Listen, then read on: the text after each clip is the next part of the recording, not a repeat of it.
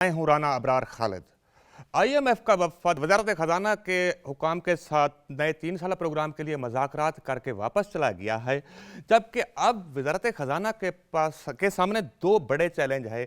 जहां एक जानब आइंदा माली साल के बजट में वजारत खजाना ने यह मुमकिन बनाना है कि IMF के अहदाफ को बजट का हिस्सा बनाया जा सके और वो अहदाफ हासिल किए जा सकें, और इसके अलावा गुज़श्ता इलेक्शन जो कि फरवरी में हुआ था उसमें हुकूमती जमात ने जो अवाम से वादे किए थे अवाम को रिलीफ देने के लिए, वो उन वादों को किस तरह अमली शक्ल दी जाए और उसको आइंदा माली साल के बजट का हिस्सा बनाया जा सके, उसमें शामिल किया जा सके। ये दूसरा बड़ा टारगेट, जो बड़ा चैलेंज है वो हुकूमत के सामने ये है। इसमें कोई शक नहीं नाजरीन के रवा माली साल के दौरान मईशत में बेहतरी आई है और मुआशी इशारे काफ़ी हद तक बेहतर हुए हैं। ख़ास तौर पर पाकिस्तान का करंट अकाउंट खसारा जो कि पिछले माली साल के इस अरसे में 3 अरब 93 करोड़ डॉलर था, वो गिर कर अब सिर्फ 20 करोड़ 20 लाख डॉलर रह गया है। और इसके अलावा तिजारती खसारा जो कि एक बहुत बड़ा मॉन्स्टर होता है आमतौर पर, वो भी कम हुआ है। उसमें रवा माली साल के पहले 10 माह के दौरान तकरीबन 2 अरब डॉलर की यानी 7% कमी आई है। इसके अलावा समंदर पार पाकिस्तानियों की तरसीलात ज़र हैं, जिनमें जुलाई 2023 से लेकर अप्रैल 2024 के दरमियान ये कोई 3.5% इजाफा हुआ है। इसके अलावा रवा माली साल के दौरान पाकिस्तान की दरामदात में कमी आई है जो कि तकरीबन 5.3% है, जबकि बरामदात में एक बहुत बड़ा इजाफा हुआ है 10.6% का। नाज़रीन, प्रोग्राम में आज हमारे साथ स्टूडियो में मौजूद हैं डॉक्टर अली सलमान जो कि पॉलिसी रिसर्च इंस्टीट्यूट बराए मार्केट इकानमी के एग्जीक्यूटिव डायरेक्टर हैं। आपको प्रोग्राम में हम वेलकम कहते हैं। इसके अलावा हमारे साथ स्काइप पर मौजूद हैं हारून शरीफ जो कि मारूफ इकोनॉमिस्ट हैं और बोर्ड ऑफ इन्वेस्टमेंट पाकिस्तान के साबिक चेयरमैन हैं। नाज़रीन, इसके अलावा लाहौर से स्काइप के ज़रिए हमारे साथ मारूफ मुआशी व समाजी तजियाकार डॉक्टर खलील मौजूद हैं। हारून शरीफ साहब, आपसे ये पूछते हैं हम कि IMF का वफद कोई 10 दिन पाकिस्तान में रहा, मुज़ाकरात होते रहे नए 3 साला प्रोग्राम के ऊपर। इस दौरान काफ़ी सारी इंफॉर्मेशन भी मीडिया पर आती रही, लेकिन आप ये बताएं कि आइंदा माली साल के बजट के ऊपर इस नए 3 साला IMF प्रोग्राम ये किस तरह से रिफ्लेक्ट होगा, और क्या जो अहदाफ हैं, बजट के अहदाफ हैं, उस में कुछ सख्त फैसले भी हो सकते हैं? जी बहुत शुक्रिया। देखिए, पहली बात तो ये है कि जो IMF का मिशन यहाँ पर आया और चला गया, इसमें कोई गैर मामूली बात नहीं है। जब से दुनिया के हालात बदले हैं, खास तौर पे यूक्रेन की जंग और फिर इसके बाद पैलेस्टाइन में, IMF की तवज्जो जो है उन इलाकों की तरफ बढ़ गई है। पाकिस्तान और बाकी ममालिक जो हैं उनकी प्रायोरिटी लिस्ट में दूसरे नंबर पर आते हैं, क्योंकि इस वक्त ग्लोबल एक सेंटिमेंट उधर जा रहा है और पैसों की जरूरत भी है। दूसरी चीज ये है कि जो IMF का प्रोग्राम होता है एक्सटेंडेड फंड फैसिलिटी, उसमें एक चीज बड़ी क्लियर हमें जहन में रखनी चाहिए कि जो भी बजट बनेगा वो बजट स्टेबलाइजेशन का बजट होगा, वो इकोनॉमिक ग्रोथ का बजट नहीं होता। क्योंकि IMF का सारा प्रोग्राम जो है वो आपके मैक्रो इकोनॉमिक स्टेबलाइजेशन को ठीक करने के लिए आता है। इसका मतलब क्या है? इसका मतलब ये है कि हमारी जो डेवलपमेंट स्पेंडिंग है उस पर प्रेशर रहेगा। हमें जो हुकूमत की एक्सपेंशनरी पॉलिसीज होती हैं कि आप कुछ सेक्टर्स को इंसेंटिव्स देते हैं, मॉनेटरी सपोर्ट देते हैं, फिस्कल स्पेस देते हैं, वो आप नहीं दे पाएंगे। डिमांड को कम किया जाएगा, और इसके अलावा जो हमारे ऊपर दूसरा एक बड़ा प्रेशर ये भी आएगा कि जो डिस्टॉर्शन जिसको IMF कहता है कि जो हम सब्सिडीज देते हैं या कुछ प्रोटेक्शन देते हैं, IMF उसको डिस्करेज करेगा। तो ये एक मुश्किल साल का बजट होगा, क्योंकि ऑलरेडी अगर कोई 18 ट्रिलियन रुपए का बजट प्रोजेक्ट किया जा रहा है तो उसमें 50% से ज्यादा तो हमारा कर्ज की अदायगी का इस वक्त प्रेशर होगा। जो बाकी 50% बचता है उसमें हुकूमत चलाना है, सब कुछ करना है। तो मेरा नहीं ख्याल कि कोई ऐसी फिस्कल स्पेस इस साल में आएगी। बड़ी चीज ये है कि आया हम अपनी इकोनॉमिक ग्रोथ को कुछ बढ़ा पाते हैं या नहीं। جو ٹارگٹ کی بات ہو رہی ہے 3.5-4% کی، میرے حساب سے وہ کوئی 3% کے آس پاس آئی ایم ایف کے اندر جو ہمارا تجربہ ہے وہاں جاتا ہے.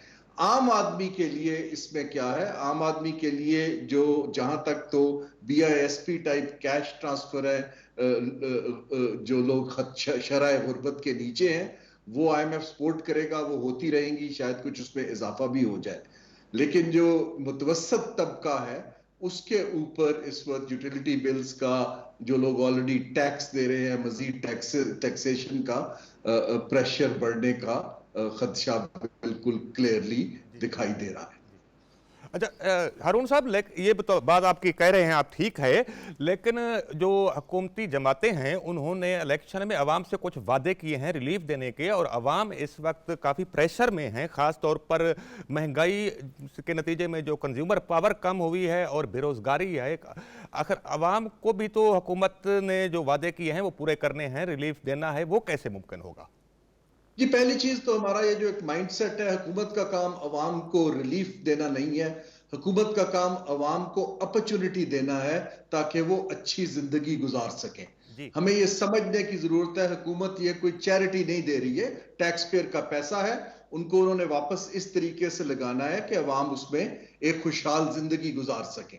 جی. وہ پالیسیز چینج کرنے سے آتا ہے، وہ کیش بانٹنے سے یا باقی چیزوں سے نہیں لیکن آتا. سر 2 یا 3% گروتھ پر روزگار کے مواقع کیسے پیدا ہو سکتے ہیں؟ جی میں یہی عرض کر رہا ہوں کہ یہ جو 2 یا 3% گروتھ بڑھانے کے لیے جو ہماری گروتھ کی پالیسی ہے وہ ان پیرلل ہمیں کام کرنا ہے کہ کہاں گروتھ آ سکتی ہے. دیکھیں نا، ہر چیز میں تو نہیں آ سکتی. جہاں ہمارا کمپیریٹیو ایڈوانٹیج ہوگا، چاہے زراعت ہو چاہے آئی ٹی ہو، وہاں پر اس وقت حکومت کی اکنامک ٹیم کو ترجیحی بنیادوں پہ کام کرنے کی ضرورت ہے. دیکھیے فالٹ لائنز حکومت نے کیا ڈیل کرنی ہے؟ روزگار فراہم کرنا ہے نوجوانوں کو، ہم نے اپنی ایکسپورٹ بڑھانی ہے، ہم نے اپنی پروڈکٹیوٹی بڑھانی ہے.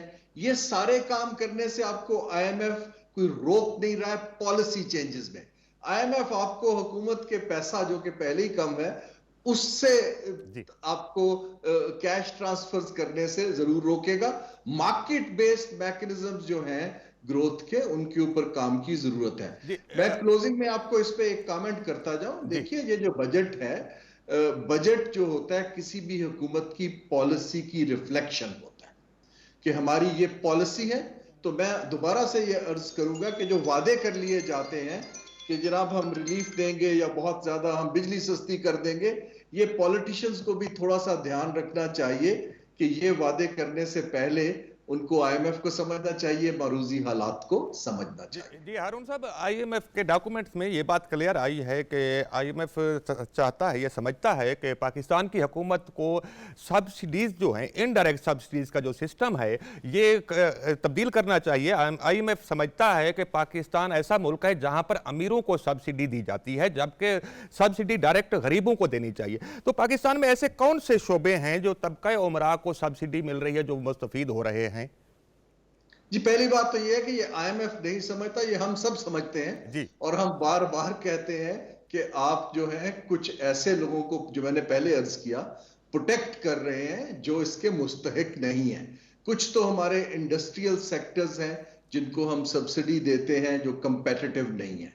جیسے ہم بہت عرصہ آٹو انڈسٹری کو پروٹیکٹ کرتے رہے ہیں، جی فرٹیلائزر کو ہم سبسڈی دیتے ہیں، اس کو ہم پروٹیکٹ کرتے ہیں. جی اس طرح اگر آپ حساب لگائیں تو ابھی ایک 2-3 رپورٹس ہیں جس میں اس کی بہت تفصیل سے ڈیٹیل دیا گیا ہے کہ جس کو ہم ایلیٹ سبسڈیز کہتے ہیں اور انڈائریکٹلی ہم کیسے سپورٹ کرتے ہیں. ٹیکسیشن کی چھوٹ ہے، ریفنڈز ہیں، سستا قرضہ ہے، تو وہ ہر طرح سے ٹیکس کا ان کو پیسے میں ریلیف مل جاتا ہے. جبکہ ٹارگیٹڈ سبسڈی کی ضرورت تو اس کو ہے جس کو انفلیشن کی وجہ سے جس کی کنزمپشن سکویز ہو رہی ہے. جو لیکن اگر ضرورت مند ہے، جس کو زندگی گزارنے کے لیے سپورٹ چاہیے. although انفلیشن تو نیچے آئی ہے جو خوشائن بات ہے، لیکن ابھی بھی 16-17% بھی اگر آپ لیں ہیڈ لائن تو آپ کی انکم تو 17% نہیں بڑھ رہی ہے کیونکہ اکنامک اپرچونٹیز کم ہیں. تو میرے حساب سے حکومت کو مڈل انکم لیول کے لوگوں کے لیے بے تحاشا کام کرنے کی ضرورت ہے. ان کو ٹارگیٹڈ سبسڈیز بھی دینے کی ضرورت ہے، ان کو سنبھالا دینے کی ضرورت ہے. غریب کے لیے فوڈ فار ورک پروگرامز ہو سکتے ہیں. تو یہ ایک مشکل وقت ہے ملک کے لیے، لیکن حکومت کو اصل کام انفلیشن کا جو کور ہے، میں یہاں بتاتا جاؤں، وہ حکومت کا بجٹری خسارہ ہے۔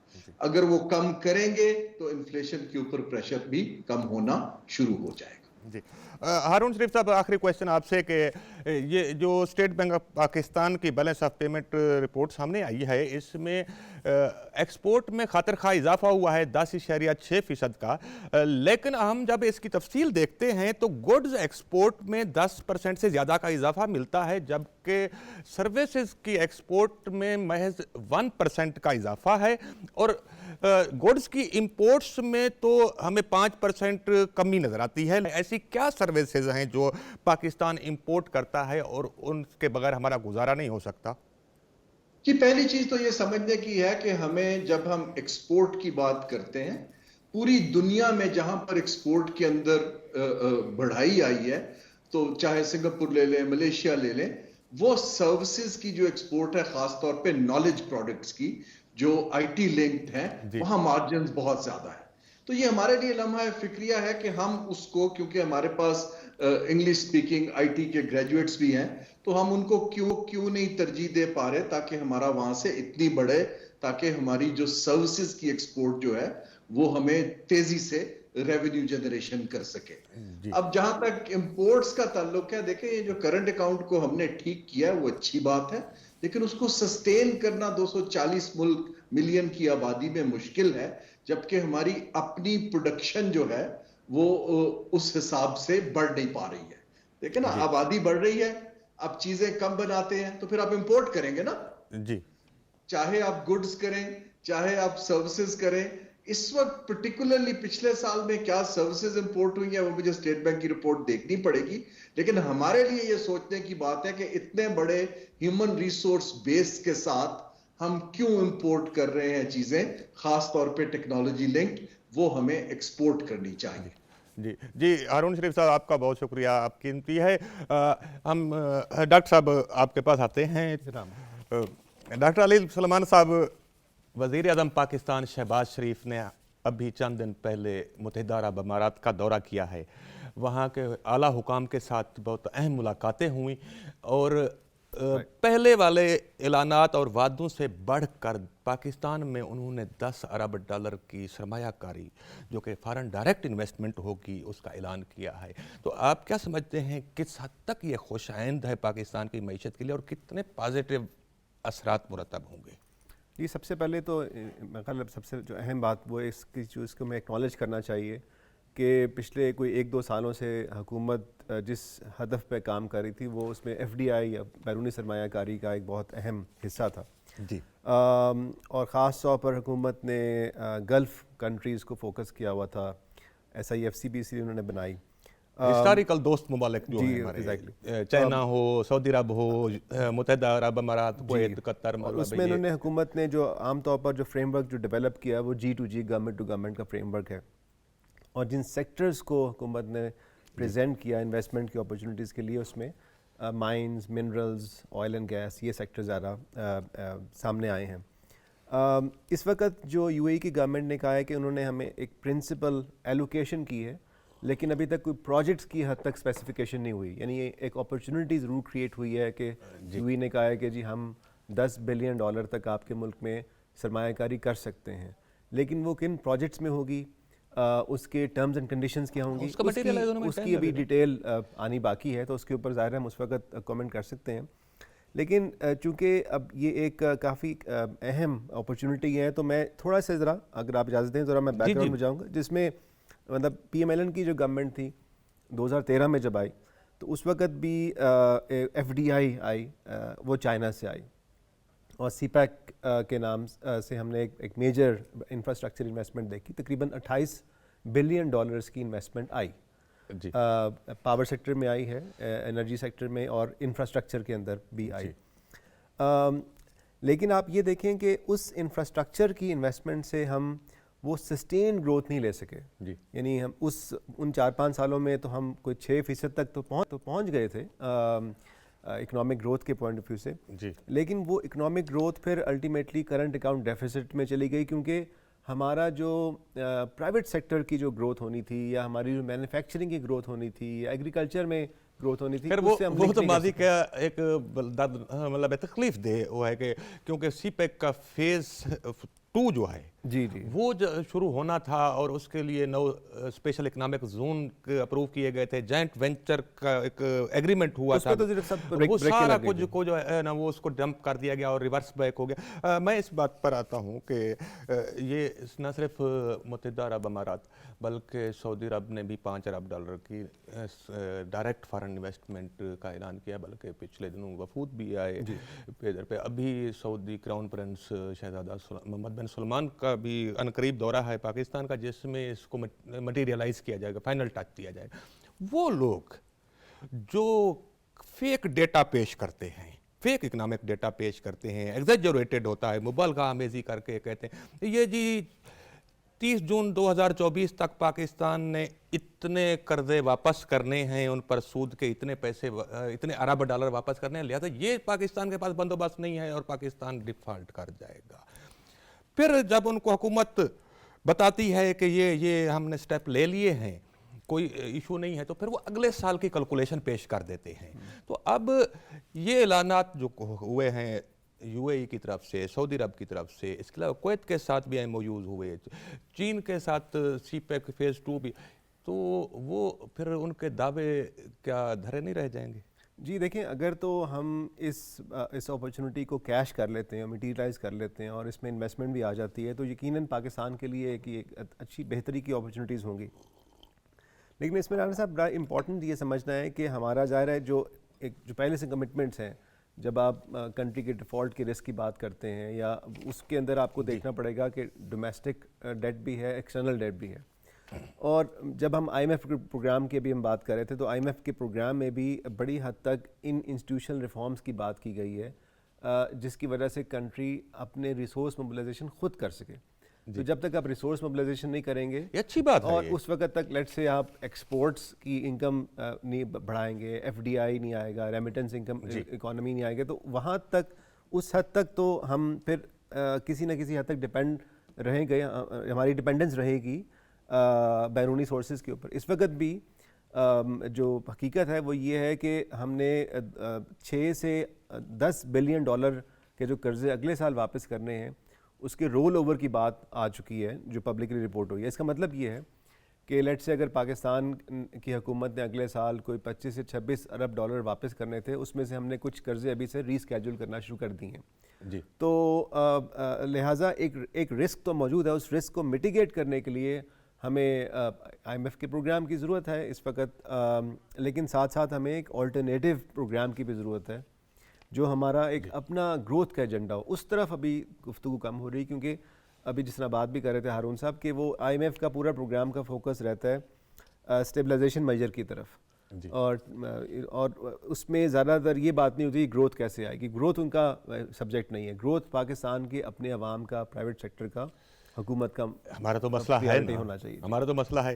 اچھا، بریک پر جانا ہے، لیکن ایک شارٹ کویسچن کہ آئی ایم ایف نے جہاں سبسڈی کی بات، وہاں ٹیکس کنسیشن کی بھی بات کی ہے کہ آئی ایم ایف کے ڈاکومنٹس میں اس میں کوئی ایلوبریٹ کیا گیا ہے کہ جو ٹیکس مرات ہیں، ٹیکس چھوٹ ہیں، یہ انجسٹیفائڈ ہیں، اس سے عمرہ کا طبقہ فائدہ اٹھا رہا ہے، یہ بجٹ میں واپس لینی چاہیے۔ تو ایسی کون کون سی ٹیکس چھوٹ ہیں جو کہ واپس لی جا سکتی ہیں بجٹ میں؟ اس وقت جی ہمارا جو tax to G D P میں تقریباً 2% یعنی 2% tax to G D P ایسا ہے جو ہم ایگزمپشنز کے نام پر دیتے ہیں، یعنی کہ ایسا ٹیکس جو پاکستان کو اکٹھا کرنا چاہیے وہ نہیں آ رہا۔ اس میں ایک بڑا حصہ services, retail and wholesale sector کا ہے، سروسز کا ہے، ایگریکلچر کا ہے، اس کے علاوہ انڈسٹریل سیکٹرز میں بھی ہیں۔ تو یہ 2% تقریباً اس وقت 2 ٹریلین روپیز بنتے ہیں اکانومی کا، جو کہ ہمیں 2000 ارب روپے میں 2000 ارب روپے بنتا ہے جو کہ ٹیکس ایگزمپشنز کی ضمن میں آتا ہے۔ تو یہ اگر حکومت ختم کر دے، اشرافیہ طبقہ اشرافیہ اس سے مستفید ہو رہا ہے؟ نہیں، سارا اشرافیہ کا نہیں ہے جی۔ دیکھیں فار انسٹنس اس کے اندر 700-800 ارب روپے کے پاور سبسڈیز بھی ہیں۔ ان پاور سبسڈیز کا ایک بڑا حصہ بلوچستان میں جو ہم ٹیوب ویل میں وہ اس میں لگ رہے ہیں، اب ہم کہہ رہے ہیں کہ اس کو سولرائز کر دیں گے. تو اس لیے یہ کہنا بڑا مشکل ہے کہ سب کے سب اشرافیہ کے پاس جا رہے ہیں، لوگوں کے پاس بھی جا رہے ہیں. اربن ٹرانسپورٹ سبسڈائز تو پوری دنیا میں ہے جی ہوتی ہے. اس لیے ہم مثالیں دیتے میں ہیں یہ کہہ رہا ہوں وہاں پر کہ بھی وہ ہے. صرف اشرافیہ کا مسئلہ نہیں ہے، اس میں عوام بھی شامل ہیں اس کے بینیفیشریز کے. ناظرین ہم یہاں پر لیتے ہیں بریک اور ملتے ہیں بریک کے بعد.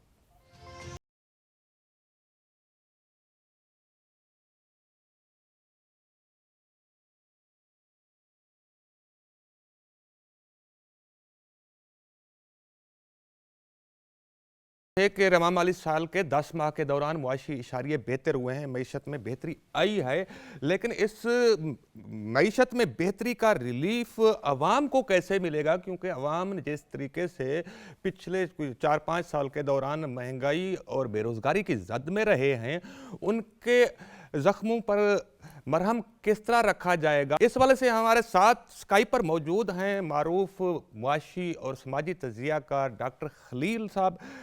ان سے ہم پوچھتے ہیں کہ ڈاکٹر صاحب، بجٹ میں یہ کہا جا رہا ہے کہ معیشت کو ابھی ٹھیک کرنا ہے، کریکشن میئر لینے ہیں، اصلاحات کرنی ہے، معیشت کو کا استحکام لانا ہے، لیکن وہ عوام جو کہ اس انتظار میں ہیں کہ کبھی اچھے دن آئیں گے، ان کے لیے اچھے دن کب آئیں گے؟ پاکستان کے پہلے بھی جتنے بجٹ بنتے رہے ہیں، اب بھی جو بجٹ بنے گا، بلکہ اب تو آنے والا ہے، جون کی میرے خیال کوئی تاریخ طے بھی ہو گئی ہے جس کو جی جون میں آنے والا ہے. بالکل. ہاں جی، تو وہ بھی ہمیں پتہ ہے، ہمیں پتہ ہونا چاہیے کہ مین اس کے فیچر کیا ہوں گے. سیدھی سی بات ہے. اور جو یہ بات ہے کہ آئی ایم ایف کی بات ہو رہی ہے، اچھا یہ جو ابھی تھوڑی سی باتیں ہوئیں، کچھ ان پہ بھی میں تھوڑا سا بات کرنا چاہوں گا. جو ہارون صاحب نے بات کی تھی، میں اس کو رسپونڈ نہیں کر رہا ہوں. مطلب میں یہ ایک بات کر رہا ہوں کہ جو ایک بنا ہوا ہے، ایک تھیری یہ بنی ہوئی ہے اسٹیبلائزیشن کی، کہ آئی ایم ایف کے پروگرام میں اگر جاتا ہے پاکستان، یا آئی ایم ایف سے پروگرام کوئی بھی جو ان کا مطلب وہاں سے قرض کا جو پروگرام پاکستان کو ملتا ہے، اس سے اسٹیبلائزیشن کے لیے ہوتا ہے، معاشی استحکام کے لیے ہوتا ہے. تو 22-23 پروگرام تو لیے جا چکے ہیں، تو 24واں اب پروگرام تک تو ہوگا یہ. معاشی استحکام کوئی نہیں ہے. ہاں جی، آپ بالکل، بلکہ اب جو ہونا ہے یہ ملا لیں گے تو میرے خیال 24-25 ہو جائیں گے. تو وہ معاشی استحکام تو کوئی پیدا نہیں ہوا. تو یہ تو ساری کہانیاں ہیں. اچھا دوسرا یہ کہ جو ایک اور یہ بھی بات کہی جاتی ہے، ہر بجٹ سے پہلے یہ ایک نیریٹو چلتا ہے کہ بھئی مشکل بجٹ ہے. مشکل بجٹ کس کے لیے؟ مشکل بجٹ ہمیشہ لوگوں کے لیے ہے، پاکستان کے شہریوں کے لیے ہے، پاکستان کے ٹیکس پیئرز کے لیے مشکل بجٹ ہوتا ہے، کیونکہ پیسہ ان کی جیبوں میں سے نکالنا ہے، ان کی پرچیزنگ پاور کم ہونی ہے. اس طرح میں خود بھی اس چیز پہ بہت سوچتا رہا ہوں، اور میں نے اس پہ لکھا بھی ہے، گفتگو بھی کی ہے. ہم جو ذمہ داری کا بوجھ آئی ایم ایف پہ ڈال دیتے ہیں کہ جی آئی ایم ایف یہ کہہ رہا ہے ٹیکس بڑھا دیں، آئی ایم ایف یہ کہہ رہا ہے بجلی کی قیمت بڑھا دیں، آئی ایم ایف کہہ رہا ہے کہ جی وہ پیٹرول پر آپ جو ہے وہ کاربن ٹیکس لگا دیں، آپ یہ کر دیں، آپ وہ کر دیں. اچھا مجھے خود تھوڑا سا اس میں تجسس تھا کہ بھئی آئی ایم ایف کہتا بھی ہے یا نہیں کہتا. پہلے تو میں نے کچھ ہمارے جو نون صحافی ہیں، اور ان کی بیٹ جو ہے اکنامکس ہی ہے، اکانومی کو ہی وہ کور کرتے ہیں، ان سے بھی پوچھا لیکن کسی نے کچھ بتا نہیں سکے. اچھا بہرحال ایسا ہوا کہ 2 سال پہلے ایک زوم کی میٹنگ تھی، اور اس میں آئی ایم ایف کے ایک خاصے اہم عہدیدار شامل تھے، اور وہ پاکستانی اوریجن کے عہدیدار تھے. اچھا آخر میں جب سوالات ہوئے تو میں نے ان سے سوال یہ پوچھ لیا، اور انہوں نے بڑا صحیح جواب دیا، بلکہ انہوں نے اس کا ایک طرح سے ثبوت بھی پیش کیا ساتھ. اور سوال ان سے یہی تھا کہ جی یہ جو ہمارے یہاں بتایا جاتا ہے کہ جی آئی ایم ایف نے کہا ہے بجلی کی قیمت بڑھا دیں، گیس کی قیمت بڑھا دیں، پیٹرول پہ ٹیکس لگا دیں، کیا آئی ایم ایف کہتا بھی ہے یا نہیں کہتا؟ تو انہوں نے بتایا بالکل، بعض اوقات بڑی اسپیسیفک چیزیں کہی جاتی ہیں کہ آپ کریں ان کو. تو یہ تو ایک بات کلیئر ہو گئی کہ بھئی آئی ایم ایف کہتا ہے، ٹھیک ہے. لیکن اس سے بڑی بات جو ہے، اور جو اہم بات ہے جو ہمیں سمجھنے والی ہے ہمارے لیے سب کے، یہ ہے کہ آئی ایم ایف کہتا ہے یا نہیں کہتا یہ میٹر نہیں کرتی ہے. پاکستان میں جس وقت جو بھی حکومت ہے، قطع نظر سیاست سے، قطع نظر الیکشنز کے فیئر اور ٹرانسپیرنٹ ہونے کے، جو حکومت موجود ہے وہ لوگوں کے ووٹوں سے آئی، چلیں ٹھیک ہے جی بن گئی ہے، لوگوں نے ووٹ دیے ہیں اس حکومت کو، لوگوں نے آئی ایم ایف کو ووٹ نہیں دیے ہیں. لوگوں کے سامنے آئی ایم ایف ذمہ دار نہیں ہے، لوگوں کے سامنے حکومت ذمہ دار ہے. حکومت اپنی ذمہ داری کا بوجھ آئی ایم ایف پر نہیں ڈال سکتی. لیکن آج اخباروں میں ڈاکٹر صاحب گزارش سنیں کہ اس حوالے سے حکومت جو دستیاب فسکل سپیس ہے اسی کے اندر ہی اپنی ذمہ داری نبھا سکتی ہے اور نبھا رہی ہے. یہ جو ایشو ہے کہ ہر حکومت کہتی بھی ہے لیکن بات صحیح بھی ہوتی ہے کہ ماضی میں جس طریقے سے पॉलिसियों को बदला गया अचानक रातों रात, ख़ासतौर पर मुआशी पॉलिसियों का जो इस्तेहकाम नहीं रहा, तो उसके नतीजे में फिस्कल स्पेस कंट्रैक्ट तो हुई है, तो उसमें मौजूदा हुकूमत तो उसी में कर पाएगी। अच्छा, जो देखिए जी राना साहब, ये भी जो है ना फिस्कल स्पेस, मेरा पर्सपेक्टिव चीज़ों को देखने का बिल्कुल डिफरेंट है। फिस्कल स्पेस की जब आप बात करते हैं तो हमारे यहाँ 2-3 चीज़ें कही जाती हैं आमतौर पे जितने इकोनॉमिस्ट हैं। अच्छा, एक तो ये कहा जाता है कि जी वो जो टैक्स बेस है उसको ब्रॉडन करें आप, टैक्स में ज़्यादा लोगों को टैक्स नेट में लाएं आप, यही होता है ना। अच्छा, वो भी हमारे यहाँ आप देख लें 8, 10, 11, 12 लाख हैं, उसमें से भी जी कितने रिटर्न फाइल करते हैं और फिर कितना टैक्स वो फाइल करते हैं, ये सारे फिगर्स अपनी जगह हैं। लेकिन असल देखा जाए तो अच्छा, एक ये भी एक ट्रूथ है, इसे हमें समझना चाहिए। उसी तरह हुकूमत का काम टैक्स लेना होता है, लोगों का काम टैक्स देना नहीं है। अच्छा, एक तो ये उसूल है। दूसरा ये कि हुकूमत कुछ ऐसा करके दिखा रही हो कि लोगों को अंदाजा हो, लोगों में ये चीज़ पैदा हो, हाँ भी हमें टैक्स देना चाहिए। हुकूमत ने हमेशा टैक्स बढ़ाने ही होते हैं। अच्छा, और उसी से लोगों की परचेजिंग पावर कम भी होती है। डॉक्टर साहब, मैं आपके पास दोबारा आता हूँ। मैं उधर आने साहब थोड़ा सा फिस्कल स्पेस वाली बात पे एक उस पे बात और कर दूं फिर जी, फिर छोटी सी बात।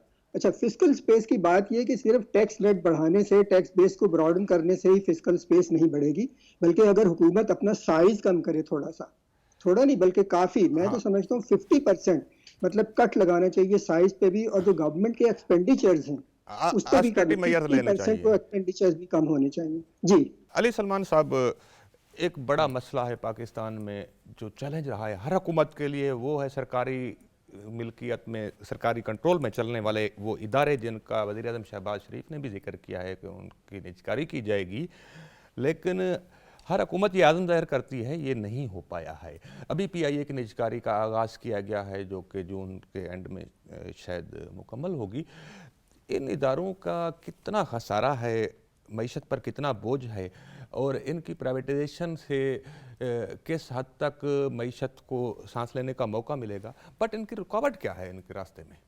सबसे पहले तो ये आपने बड़ी अहम बात की है, जो इस वक्त SOEs हैं हमारी स्टेट ओन्ड एंटरप्राइजेज़, जो हुकूमत के इंतज़ाम में जो बिज़नेस के इदारे हैं, और उनका एक हमें डिटरमिन करने की ज़रूरत है कि साइज़ क्या है।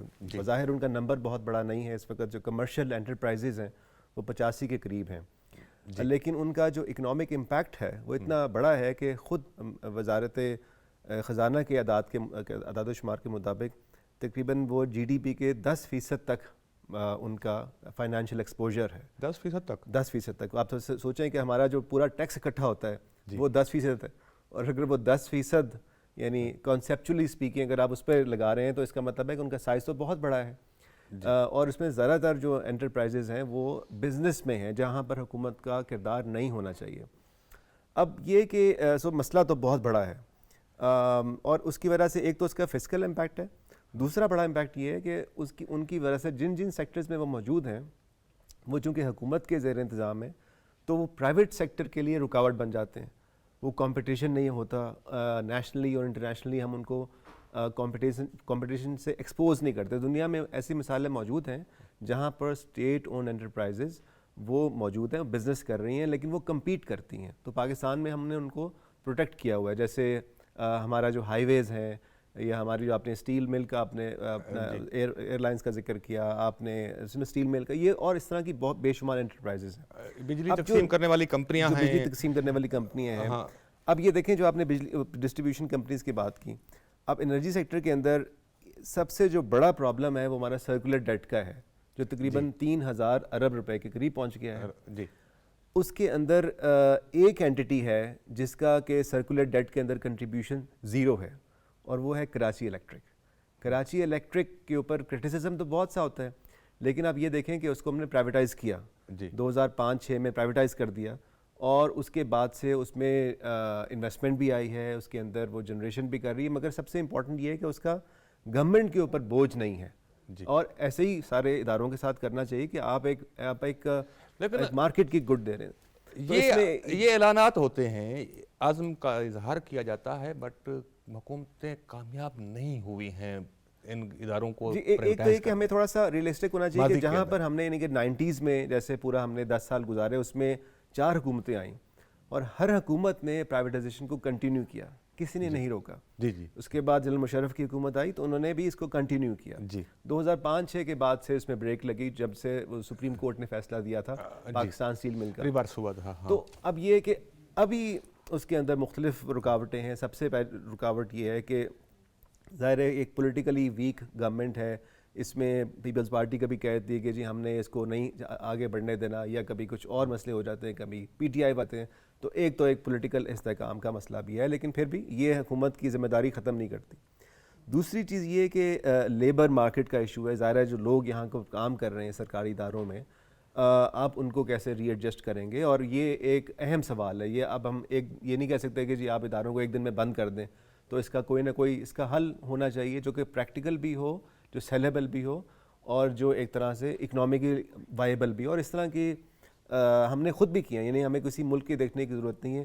پاکستان نے خود بھی اس کی کچھ بہتر مثالیں قائم کی ہیں. بینکنگ پرائیویٹائز ہم نے کی ہے. ہم یہ کوشچن ڈاکٹر خلیل صاحب, کئی ایسے حلقے ہیں جو کہ ان خدشات کا اظہار کرتے ہیں کہ اسٹیٹ اونڈ انٹرپرائز کی نجکاری سے بے روزگاری پھیلے گی, لوگ بے روزگار ہوں گے. تو ہم نے یہ دیکھا ہے کہ ماضی میں جن اداروں کو پرائیویٹائز کیا گیا, کچھ ادارے ایسے ہیں جو ماضی میں ایک خاص دور میں پرائیویٹائز ہوئے, لیکن وہ انڈسٹری چلائی نہیں گئی, بلکہ ان کی جگہ پر ہاؤسنگ سوسائٹیاں بھی بن گئی. لیکن جو ادارے چل رہے ہیں پرائیویٹائز ہو کر, تو وہ ایک وقت میں تو انہوں نے لے آف کی تھی اپنی جو ہیومن ریسورس اسٹرینتھ ہے, لیکن بعد میں اس سے زیادہ امپلائمنٹ انہوں نے دی ہے.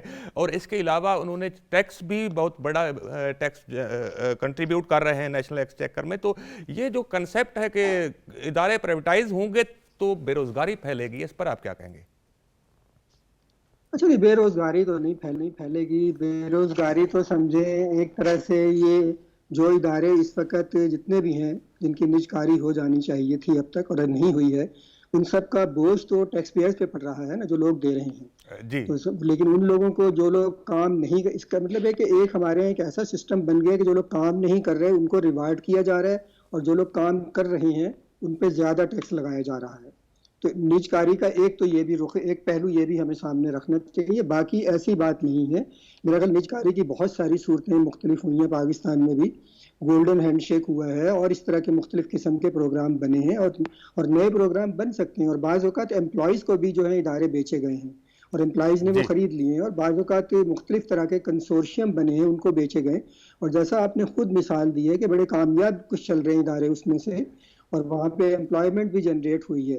تو یہ ایک طرح سے میرے خیال میں خدشات ہیں صرف. اور کچھ جو تین بینک جو پرائیویٹائز ہوئے تھے ماضی میں, حبیب بینک, مسلم کمرشل بینک اور الائٹ بینک, ان میں سے لوگوں کو نکالا گیا تو گولڈن شیک ہینڈ دیا گیا تھا, لیکن اس سے ڈبل سٹرینتھ میں ہیومن ریسورس دوبارہ اڈاپٹ کیا گیا, اس کو امپلائمنٹ دی گئی ہے.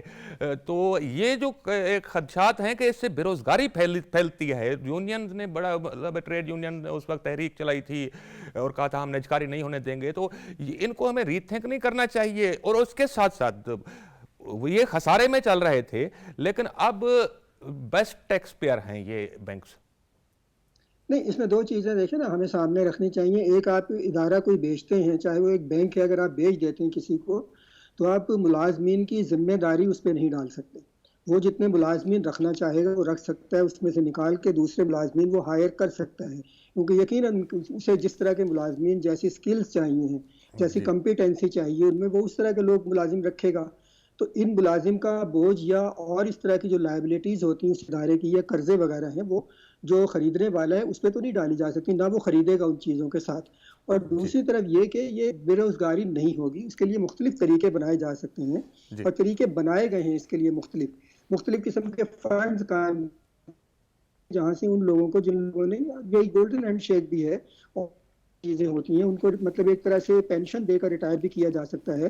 مختلف طرح کے اسکیمیں بن سکتی ہیں کرنے کے لیے. بے روزگاری بالکل نہیں پھیلے. ڈاکٹر صاحب, ایک اور معیشت کے حوالے سے بڑا سوال ہے, وہ آپ درست فرما رہے تھے, एग्रीकल्चर के बारे में कहा जाता है कि जी एग्रीकल्चर के ऊपर टैक्सेशन होनी चाहिए। चलो वो तो एक अलग मामला है कि सूबों के पास है, बट मैं यहाँ पर एब्सेंटी लैंडलॉर्ड्स जो हैं उनकी बात करना चाहता हूँ कि क्या एब्सेंटी लैंडलॉर्ड्स को टैक्स नेट में नहीं लाया जा सकता है, जो कि हजारों लाखों एकड़ जमीन के मालिक होते हैं और वो जमीनें ठीके पर दे देते हैं। वो खुद एग्रीकल्चर नहीं करते, वो खुद फसल नहीं उगाते हैं, बल्कि वो कंट्रैक्टर जो होता है जिसके पास ठीके पर होती है वो काश्तकार होता है, वो फसल उगाता है, और जो एब्सेंटी लैंडलॉर्ड है उसको एक बहुत बड़ी रकम जो है ना साल की वो मिल जाती है। क्या जब हम कोई कमर्शियल या रेजिडेंशियल प्लॉट रेंट पर होता है तो उस पर रेंटल इनकम के ऊपर इनकम टैक्स एफबीआर लेता है।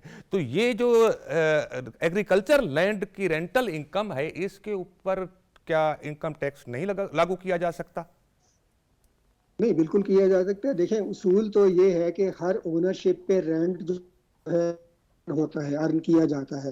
तो जमीन का भी अगर कोई ओनर है, बेशक वो एब्सेंटी है, लेकिन उसे वो रेंट तो उसे मिल रहा है, उस रेंट पे बिल्कुल टैक्स लग सकता है। जिस तरह दूसरी मिसाल दी आपने, मतलब जिसको हम कह सकते हैं घर हैं, जो बड़े बड़े जो घर हैं, बड़े बड़े फार्म्स हैं, ये जो किराए पे दिए जाते हैं, उन पे जो रेंट लोग हासिल कर रहे होते हैं उस पर भी टैक्स है। और बल्कि जो पैसा भी समझ लें जो है उसका भी तो रेंट है ना, एक तो उस पर भी टैक्स लगता है।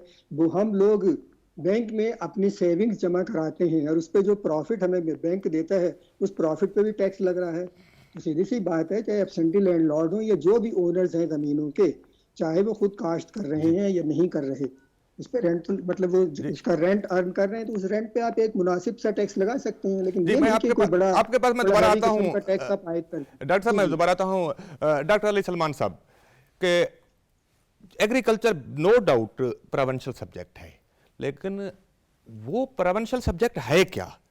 वो है जो कि फसल उगा रहा है काश्तकार, वो है प्रोविंशियल सब्जेक्ट में।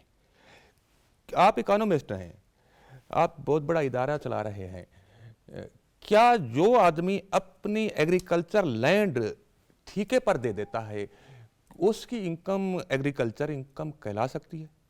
जी, असूली तौर पर वो एग्रीकल्चर इनकम में ही आएगी, लेकिन इससे बढ़ के मैं एक और बात करना चाहता हूँ कि अगर हम टैक्स की पॉलिसी की बात करें तो बहुत सादा असूल है जी कि आप किसी भी सोर्स से इनकम कमा रहे हों, उसका ताल्लुक एग्रीकल्चर से है, उसका ताल्लुक प्रोडक्शन से है, सर्विसेज से है, इंडस्ट्री से है, आपको टैक्स अदा करना लाजमी है जी। और ना सिर्फ ये कि टैक्स अदा करना है बल्कि एक ही रेट से उससे टैक्स लिया जाना चाहिए। इसमें एग्जम्पशंस का तो सवाल ही पैदा नहीं होना चाहिए। जो हमने पहले एग्जम्पशंस की बात की थी जी, तो हमारी इकोनॉमी का 20% हिस्सा इस वक्त एग्रीकल्चर है। नहीं, और मैं एक छोटी सी तो मैं इस करके टैक्स लगना चाहिए। डॉक्टर साहब, इस तरह से मिले ये शॉर्टकट है कि जो एग्रीकल्चर इनकम है उसके लिए कॉन्स्टिट्यूशनल अमेंडमेंट की जरूरत है। जी, बिल्कुल वो सही थोड़ा है। सा लॉन्ग प्रोसेस है, थोड़ा डिफिकल्ट है। मैं ये कह रहा हूँ कि जो ट्रेड है रेंटल इनकम की, जी जी ठीक है, रेंटल इनकम एफबीआर के एम्बेड में आती है, उसके ऊपर रेंटल इनकम के ऊपर 10% एट सोर्स कट जाता है और बाकी पूरा टैक्स देना पड़ता है। ये उसी तरह की इनकम नहीं है। जी, ये मैं उससे इत्तेफाक करता हूँ कि अगर इससे हमें मिले लेकिन ये सबसे ये इम्पैक्ट उन पे पड़ेगा ना जो ज़्यादातर जो लार्ज स्केल के ऊपर काम करें और उनके ऊपर हमें उम्र पर पड़ेगा, कोई गरीब नहीं आएगा इसमें। बिल्कुल ठीक है, नहीं इससे तो मैं इत्तेफाक करता हूँ कि चलें अगर हम एक कॉन्स्टिट्यूशनल अमेंडमेंट की तरफ नहीं जा सकते, जी, जहाँ मैं पर ये कह रहा हूँ। ये एक शॉर्टकट हो सकता है, ये एक टेम्परेरी मेजर हो सकता है कि उनको भी इसमें किया जाए, तो मैं इत्तेफाक करता हूँ। एक चीज़ में थोड़ी सी वो जो हमने जॉब्स की बात की थी ना, if you allow me just, हाँ, वो मैं आपको उस पर भी कमेंट चाहूँगा। जी, तो एक तो हमने ना जॉब्स को या जॉब लॉसेस को एक बड़ा हवा बनाकर पेश किया हुआ है। जो स्टेटिस्टिक्स हैं वो बड़े इंटरेस्टिंग है। पाकिस्तान की यानी कि जो वर्क फोर्स है वो तकरीबन इस वक्त 70 से 80 या 75 मिलियन के करीब है, यानी 7 या 8 करोड़ के करीब है हमारी वर्क फोर्स है। अब उसमें अगर आप ये सारे जो सरकारी इंतज़ाम में चलने वाले जो कमर्शियल इदारे हैं उनकी जो टोटल एम्प्लॉयमेंट है वो 10 लाख भी नहीं है, यानी हम 1% एम्प्लॉयमेंट भी उसमें नहीं कवर करते। नो डाउट प्राइवेट सेक्टर ही एम्प्लॉयमेंट देता जो सबसे हमारा जो मेजर जो एम्प्लॉयमेंट जनरेटर है वो कोई गवर्नमेंट तो नहीं है जी, वो तो प्राइवेट सेक्टर है या वो एग्रीकल्चर सेक्टर है। तो इसलिए ये जो हमने जो हेडलाइंस लगती हैं कि इससे बेरोज़गारी आएगी, ये मिसलीडिंग है। ये लेबर यूनियंस की पॉलिटिक्स है और ये एक तरह से उसका एक उसका हिस्सा है कि जी प्राइवेटाइजेशन और एफिशिएंसी میں ہم نہ چلے جائیں. دوسرا ایک اور چیز مسئلہ یہ ہے کہ وزارتوں کا بھی اس میں بڑا رول ہے. یعنی جن منسٹریز کے انڈر ایس او ایز کام کر رہی ہیں ان کے بھی اپنے اپنے انٹرسٹ ہیں. ساری جو ایس او ایز ہیں وہ پرائیویٹائزیشن کمیشن کے اندر نہیں ہیں. وہ مختلف منسٹریز کے, منسٹری آف کامرس کی اپنی ادارے ہیں, کمرشل ادارے ہیں جیسے اسٹیٹ. جی ڈاکٹر صاحب, ہم نے دیکھا ہے کہ تو یہ ان کے بھی انٹرسٹ ہے, ان کے سیکرٹریز کے انٹرسٹ سیل کی پرائیویٹائزیشن ہو رہی تھی تو اس کے جو ایگزیکٹو آفیسرز تک تھے وہ لیبر یونین کو سپورٹ کر رہے تھے, کیونکہ ان کے پاس بہت بڑے بڑے دفاتر, بہت سٹاف, گاڑیاں, مطلب کنگ کی طرح وہ اور ایک میٹنگ کو اٹینڈ کرنے کے 5-5 لاکھ ملتے ہیں. جب وہ پرائیویٹائزیشن ہوئی نا, میں نے اپنی آنکھوں سے دیکھا ہے, میں نے رپورٹنگ کی ہے ساری زندگی, کہ انہیں آفیسر, ایگزیکٹو آفیسرز کو ایک چھوٹے سے کیبن میں بٹھا دیا گیا.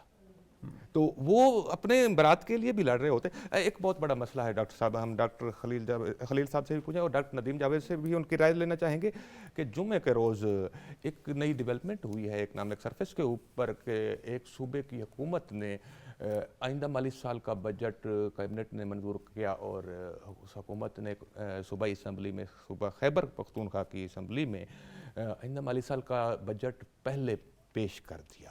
تو یہ جو اس کے اوپر متضاد رائے آ رہی ہیں, ایز اے اکانومسٹ آپ کیا سمجھتے ہیں کہ یہ جو پریکٹس ہے یہ درست پازیٹیو اس کو ہم دیکھیں گے؟ اس میں تو کانسٹیٹیوشن نے بھی وضاحت دی ہوئی ہے, ہمارا کونسل آف کامن انٹرسٹ ہے, پھر ہمارا نیشنل فائنانس ایوارڈ ہے.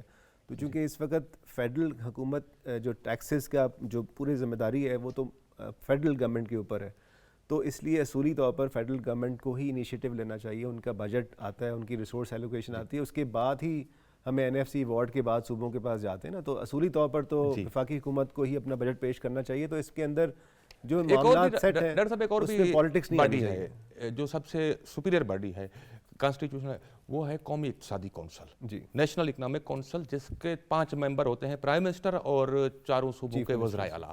اور وفاقی حکومت کا بجٹ پیش ہونے سے پہلے لازمی ہوتا ہے کہ این ای سی کا اجلاس ہوتا ہے, جس میں اپروول دی جاتی ہے 2 چیزوں کی, خاص طور پر ایک اگلے مالی سال کا ٹیکس ریونیو ٹارگٹ کی اور پورے پاکستان کے پی ایس ٹی پی کی. اب یہ جو کویسچن ہے کہ خیبر پختونخوا گورنمنٹ نے کون سے ڈیٹا بیس کے اوپر یہ بجٹ بنایا ہے, کہ کیونکہ ہم سب جانتے ہیں کہ صوبوں کی جو ریونیو ہے صوبوں کا نیئر اباؤٹ 90% یا اراؤنڈ اباؤٹ 90% جو این ایف سی شیئر ہے. ابھی تو revenue target F B R کا نہیں ایسٹیمیٹ ہوا اور اپروو نہیں ہوا, تو انہوں نے کیسے ایسٹیمیٹ کر لی اپنی ریونیو؟ جی بیسکلی تو میں آپ کو عرض کر رہا ہوں کہ یہ پالیٹکس ہے, اور اس پالیٹکس کا جو خمیازہ ہے وہ عوام کو بھگتنا پڑے گا. اور پھر اس میں جو مختلف ہماری جو انٹر پروونشل ہارمنی ہے وہ بھی متاثر ہو سکتی ہے. تو یہ غلط پریکٹس ہے. ہمیں آئی تھنک اپنی کانسٹیٹیوشنل جو روایت ہے اس کو کنٹینیو رکھنا چاہیے. جہاں پر پروونشل شیئرز کی بات ہے, اگر انرجی سیکٹر کے اندر ان کے شیئرز ہیں یا اس طرح کے معاملات ہیں, اس کو آپ ایک فورمز موجود ہیں ان کو ایڈریس کریں, بجائے کہ آپ ایک سیٹ ٹریڈیشن کو چیلنج کریں. بل اکانومی میں بھی نیشنل ہارمنی ہونی چاہیے. ناظرین, یہ جو پریکٹس شروع ہوئی ہے کہ یہ ایک مناسب نہیں ہے. ہمارے ساتھ آپ نے ہمارے پارٹیسپینٹ کی باتیں سنی, ہمارے ساتھ ڈاکٹر علی سلمان صاحب تھے. آپ کا ڈاکٹر صاحب بہت شکریہ, آپ نے ٹائم دیا. اس کے علاوہ ہمارے ساتھ ہارون شریف صاحب تھے, ان کا بھی بہت شکریہ. ڈاکٹر خلیل صاحب کا بھی بہت شکریہ کہ انہوں نے ٹائم دیا. ڈاکٹر صاحب آپ کا بہت شکریہ. ناظرین, جب ہم قومی یکجہتی کی بات کرتے ہیں, نیشنل ہارمنی کی بات کرتے ہیں, تو وہ اکانومی میں بھی ضرور ہونی چاہیے. اس طریقے سے جو اکنامک سسٹم ہے یہ گڑبڑا جائے, ایسے خدا نخواستہ گڑبڑا جائے, ایسے کسی بھی اقدام سے گریز کرنا چاہیے, کیونکہ صوبے بھی پاکستان کے ہیں, وفاق پاکستان ہے, ہم سب پاکستانی ہیں, اور یہ ہمارا ملک ہے, اس کی معیشت بھی ہماری معیشت ہے. اس میں ایک ترتیب کے ساتھ چلا جائے تو اچھا ہوگا, ترتیب بگڑ جائے تو پھر اکانومی میں نقصان بھی خدا نخواستہ ہو سکتا ہے. ناظرین, اگلے اتوار کو پھر ملیں گے. اللہ حافظ.